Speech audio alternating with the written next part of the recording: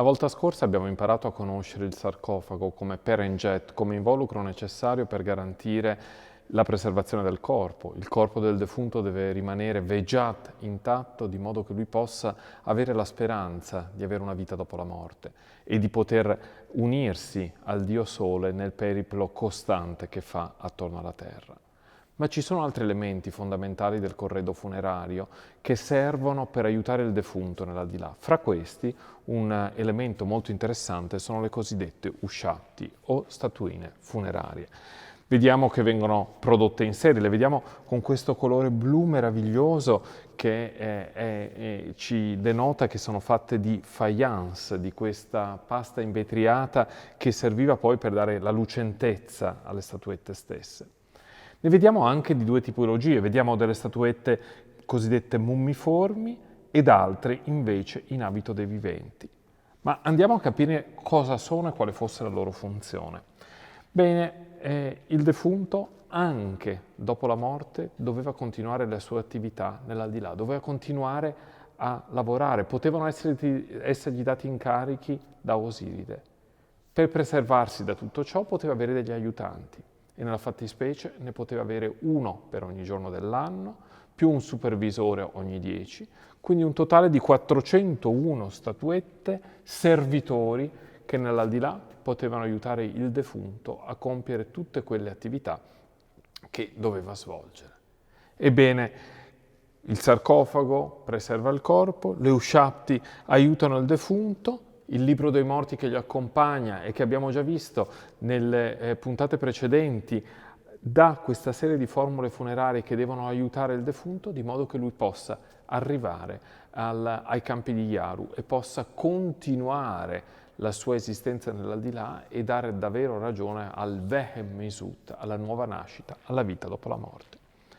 Abbiamo iniziato a parlare del terzo periodo intermedio, e quindi di quel periodo che inizia nel 1070 a.C., in cui si viene dissolta l'unità politica dell'Egitto e ci sono delle situazioni, c'è una situazione economica anche più complessa. È interessante adesso fare un focus sulla XXVesima dinastia. E ancora una volta gli oggetti del museo non solo ci raccontano delle trasformazioni che avvengono, ma ci raccontano anche del momento in cui essi furono ritrovati, ci narrano della storia della collezione. E per questo ci fermiamo al centro della sala, questa galleria dedicata al terzo periodo intermedio, e al centro della sala troviamo un sarcofago in pietra, in granito rosa, che non appartiene però al terzo periodo intermedio, ma al nuovo regno. Questo è il coperchio di un sarcofago di un principe ramesside, Kha-Envaset, figlio di Ramses III.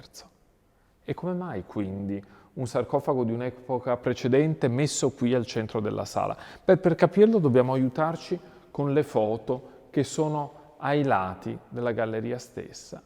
Una prima foto ci fa vedere qual è la situazione che Schiaparelli e la sua squadra trovarono all'interno della tomba di Kha-Envaset. Vediamo le pareti decorate, con queste decorazioni funerarie tipiche di età ramesside, e vediamo un gran disordine all'interno della sala.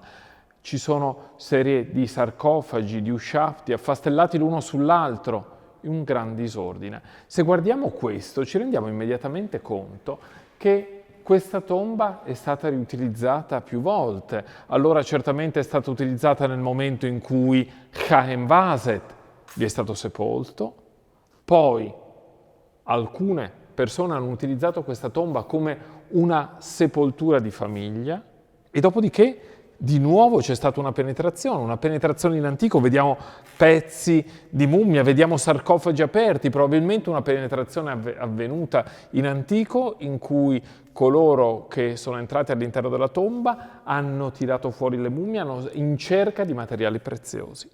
E poi finalmente arriva la missione archeologica italiana in Egitto che trova all'interno della tomba di Kha-Envaset, Amon-Hopeshef, Seter-Hopeshef, dei cachette, delle sepolture di gruppo che appartenevano a due famiglie di coltivatori di loto.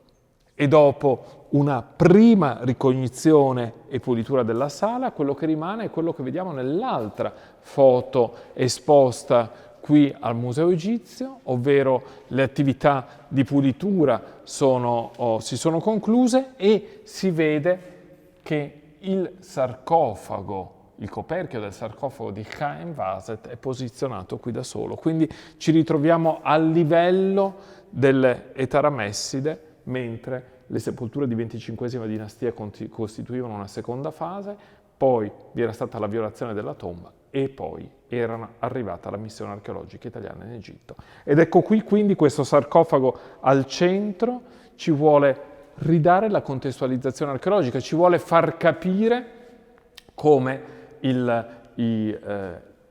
come sia avvenuto lo scavo, come fosse la situazione all'interno della tomba di Chaim Vaset e come i sarcofagi di XXV dinastia che lì all'interno erano siano adesso disposti in queste sale. Se andiamo a osservarli da vicino, vediamo che questi sarcofagi hanno un aspetto molto diverso dai sarcofagi gialli che abbiamo analizzato la volta scorsa. Qui ci troviamo per esempio di fronte al sarcofago di Tadi Aset. Allora quello che vediamo immediatamente è che non è un sarcofago giallo, non vi è questo elemento così importante che è l'elemento dell'orpimento, di questo pigmento a base di arsenico che dava il colore giallo assieme alla vernice, ma la vernice è presente molto poco. Se lo osserviamo poi notiamo che non vi sono più indicate le braccia e le mani, quindi scompare quella definizione di genere che era stata così importante nelle precedenti dinastie. Vediamo poi anche l'organizzazione, vi è un testo scritto nella colonna principale in cui possiamo leggere chiaramente il nome del defunto, Jed Medu in Weser, parole che devono essere pronunciate dall'Osiride. Ecco, ritorna il nome di Osiride.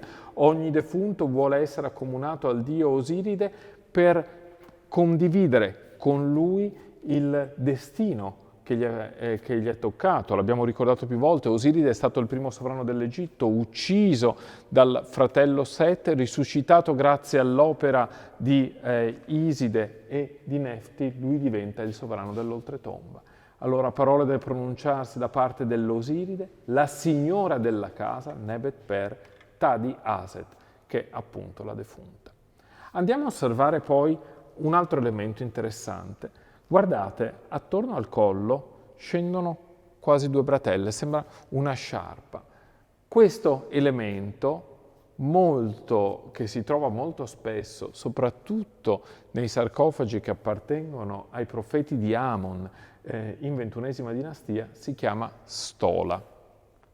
Ebbene, la stola, i sarcofagi cosiddetti a stola, risalgono alla XXI dinastia. Cosa ci fa in un sarcofago di XXV? In realtà è un elemento iconografico che viene recuperato ma non appartiene alla definizione iconografica di questo periodo. Infatti chiamiamo questo tipo di sarcofagi anche sarcofagi a pseudo-stola. Vediamo poi che c'è un altro elemento molto diverso rispetto a quello a cui eravamo abituati nei sarcofagi gialli, ovvero la decorazione non ha più quell'horror vacui, non vi è la necessità di coprire ogni centimetro quadrato del sarcofago, ma vi è una decorazione molto più diradata.